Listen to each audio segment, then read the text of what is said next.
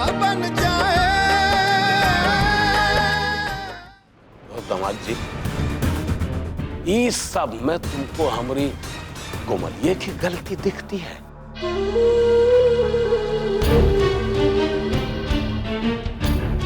हम तुम्हारी मदद किए, तुमको तरक्की दिलाई, आखिर क्या गलत किए यार? हमारी बेटिए खुश नहीं है? अरे नहीं बाबूजी, आपने कोई गलती नहीं की। तुमको बेटा अच्छी तरह से मालूम है कि तुम्हारे ओहदा के खातिर मुंह में लोग नोट दबाए के घूम रहे थे। कौनो तरह साली तरक्की मिल जाए, नौकरी बनी रहे, लेकिन ठाकुर सज्जन सिंह सारी व्यवस्था करके तुमका तरक्की दिया और तुम्हार बाप हुआ मौका मिलने पर हर वक्त ताना देने से चूकते नहीं।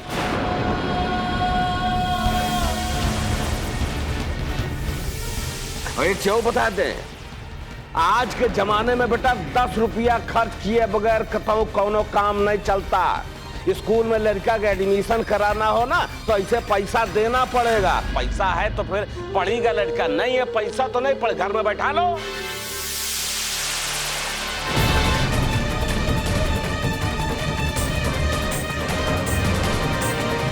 देखो बेटा, अगर तुम्हारे साथ कोनो जोर जबरदस्ती नहीं की गई है ताकि तुम प्रमोशन ले लो। बेटा ठाकुर सज्जन सिंह की तरफ से तुमको तोहफा है जिसको तुम स्वीकारे हो। और तुम्हारे बाबूजी बेटवा की तरक्की से खुश है ना? अबे ऐसा बाप होता है कहीं? भैया आप कुछ कहते क्यों नहीं है? कहते क्यों नहीं है कि पापा गलत नहीं है?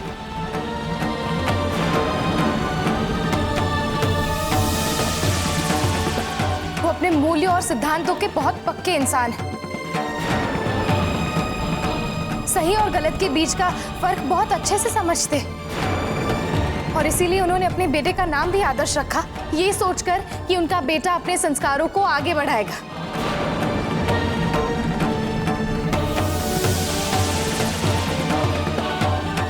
भैया पापा एक सच्चे और ईमानदार इंसान है और सिफारिशों के बलबूते पर कमाए हुए पैसों को कभी स्वीकार नहीं करेंगे।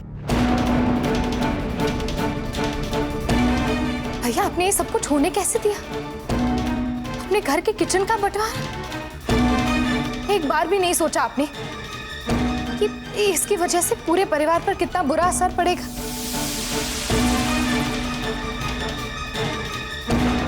प्रतिज्ञा, तुम्हें हमारे मामलों में बोलने की कोई जरूरत नहीं। तुम अपना घर देखो और हमारा घर कैसे संभालना है हम अच्छी तरह से जानते हैं। तुम पापा की बात कर रही हो ना? अरे वो तो कभी अपनी किताबों से बाहर ही नहीं निकलते। लेकिन इंसान को जमाने के हिसाब से चलना चाहिए और जमाना किताब से नहीं चलता। प्रतिज्ञा, सही कहा आपने भाई। पापा एक पढ़ने लिखने वाले इंसान है और उनकी किताबें ही उनका मार्गदर्शक है। अपनी सारी जिंदगी उन्होंने किताबों के पन्नों पर लिखे गए उसूल, सिद्धांत, आदर्श और विचारों की बातें की। बाकी दुनिया क्या करती है उन्हें नहीं पता है। उन्हें तो ये समझ में ही नहीं आता कि दुनियादारी क्या चीज है। किताबों और असली जिंदगी के बीच में कितना बड़ा अंतर है उन्हें नहीं पता है। अरे यहाँ तो लोग अपने फायदे के लिए अपने संस्कारों तक से भी समझौता कर लेते, जो पापा कभी नहीं कर सकते।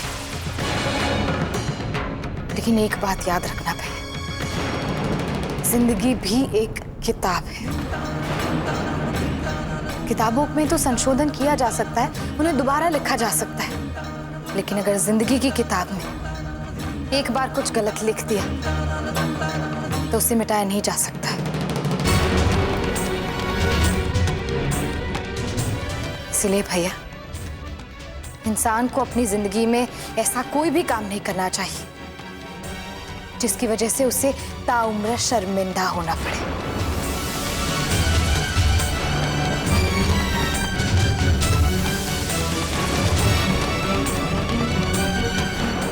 यार बाबू, तुम यार कौन चक्करों में पड़ गई तुम यार हैं? अरे ऐसे लोगों को समझा रही हो जिनकी सोच समझ जो है ऐसी छोटी हो गई है। अरे इनका कुछ समझ में थोड़ी आएगा। ठीक है, सही गलत अच्छा बुरा कुछ दिखाई नहीं दे रहा है और तुम हो कि आंखें खोलने के चक्कर में पड़ी हो। अरे छोड़ो ना ये सब यार, तुम चलो हमरे साथ, हमरे चलो वो ढाबे की तैयारी करनी है यार। ऊपर सजाना तुम्हारे बिना थोड़ी होएगा ये सब। तुम हमरे साथ चलो, ये सब छोड़ो मियां बीवी के चक्कर, तुम चलो। अरे हम बोल रहे हैं ना, आओ बाबू, तुम हमरे साथ आओ, आओ चलो।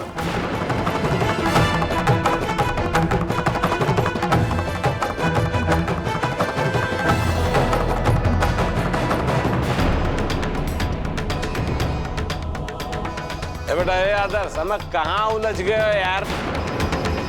अपनी बहनिया के बात पे ज्यादा ध्यान न दो। बहुत विद्वान है, बहुत बोलती है, बगैर बोले काम नहीं चलता, आदत से मजबूर है। अब बेटा एक बात का ध्यान रखो कि हमारी कोमलिया का खास ख्याल रखो, एक कोनो तकलीफ नहीं होनी चाहिए बेटा।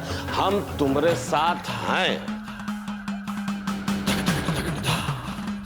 अब बेटा ये आदर्श, अब सब कुछ भूल के कोमलिया से माफी मांग लो, मामला खत्म करो और अपन दुल्हनिया हियां से लेके जाओ, अपने ही लेके।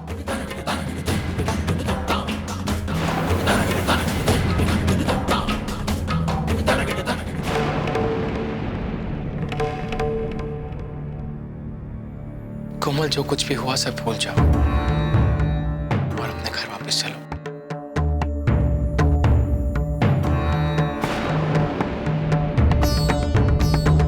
हमको अब घर नहीं जाना है।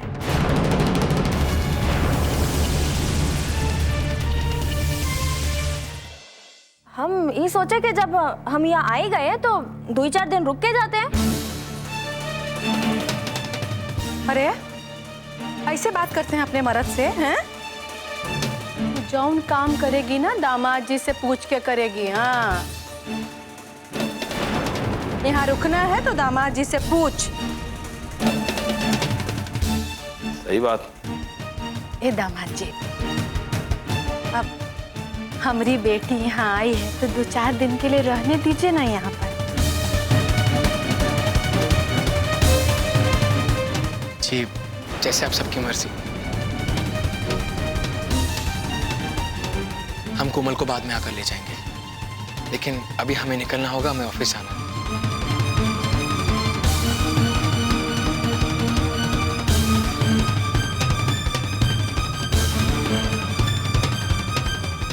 मस्त। अब बेटा जौन कहो के ध्यान दियो कोमलिया।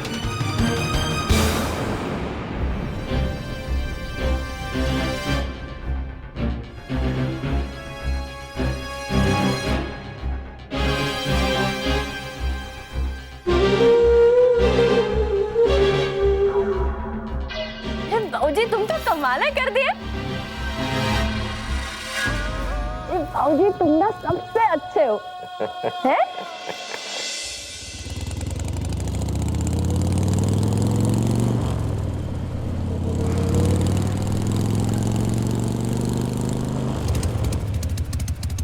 अरे क्या हुआ, अचानक से क्यों रुक गए?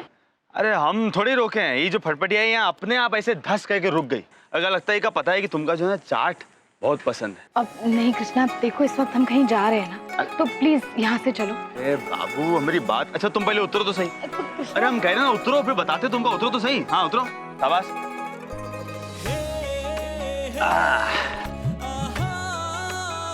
देखो बाबू, हमका ना बहुत अच्छे से पता है क्यों आदर्श की बेवकूफी वजह से तुमका बहुत बुरा लगा और तुम्हारा मन ठीक नहीं ना। बाकी हम बस इतना चाहते हैं कि तुम अच्छे मन से, खुश मन से जो है ढाबे पे चलो। अब अमृता भैया देखो तो सही एक बार। नहीं मन बोला, नहीं मन बो, ठीक है ठीक है, जैसा तुम्हारी मर्जी वैसे करो। अब ठीक है, अगर तुम हमारी बात नहीं मन बो ना तो अब हम जो है ना यहाँ खड़े हो के ना एक के टांग पे खड़े रहेंगे जब तक तुम न खाओ। देखो तुम ये खाए दिए हैं, बस ऐसा है, ऐसे ही खड़े रहेंगे। अब देखो का मतलब देखो, देख लो पब्लिक जो है तुम्हारे पति का मजाक उड़ा रही है, बाकी तुमका क्या फर्क। हमारी जो टांग भी दर्द कर रही है, बाकी ठीक है, अब तुम नहीं मनबो तो नहीं मनबो। अच्छा, अब तुम जो कहोगे हम करेंगे, पर अब ये तपस्या छोड़ो और जल्दी हमारे लिए गोलगप्पा बनाओ। अरे भाई हुई ना बीवियों वाली बात। देखो ऐसा है, पति का जो छोला भटूरा का ढाबा खुलवाया जी, तो फिर तो चाट भी नहीं खाओगे, थोड़ी होता है। अभी देखो बनवा, अबे तुम हंस रहे हो बे, हैं? अबे गोलगप्पे लगाओ चुप्पे चाप। यहाँ तुम्हारे धंधे के लिए जो इतना सोरस लगाए रहे, मेहनत कर रहे हैं, तुम वो हाथ में पोरे पड़ो। शाबाश बेटा। अब देखो इतनी मेहनत की है तो अब फायदा तो उठाएंगे। देखो ऐसा हम अपने हाथ से खिलाएंगे, है कि नहीं? अब ये लियो, मुंह खोलो। हाँ हाँ, ये हुई ना कुछ बात, ऐसे ही बस। अरे वाह, आवाज ही बहुत बढ़िया आती है, सही बता रहे हैं? अरे हंसो नहीं यार, तुम्हारे सरक जाएगा, बता खांसने लगो तुम, मत करो। प्रतिज्ञा बन जाए